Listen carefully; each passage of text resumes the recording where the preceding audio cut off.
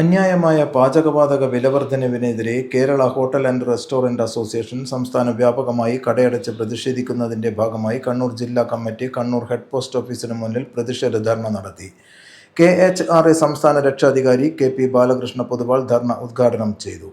വാണിജ്യ സിലിണ്ടറിന് 993 രൂപയാണ് വർദ്ധിപ്പിച്ചത്. ഹോട്ടൽ വ്യവസായത്തെ സാരമായി ബാധിക്കുന്ന ഈ നടപടിയിലൂടെ ആയിരക്കണക്കിന് തൊഴിലാളികൾക്ക് ഉപജീവന മാർഗം നഷ്ടമായിക്കൊണ്ടിരിക്കുകയാണ്. ഹോട്ടലുകളിലും മറ്റ് ഭക്ഷണശാലകളിലും ചായക്കടകളിലും ദൈനംദിന ചെലവിൽ ഏറ്റവും വലിയ വിഹിതം ഇപ്പോൾ ചെലവാകുന്നത് ഗ്യാസിനാണ്. ഗ്രാമപ്രദേശങ്ങളിലെയും പട്ടണങ്ങളിലെയും ചെറുകിട ഹോട്ടലുകൾ അടച്ചുപൂട്ടൽ ഭീഷണിയിലാണ്. പല സ്ഥാപനങ്ങളും ഇതിനോടകം പൂട്ടിക്കഴിഞ്ഞു.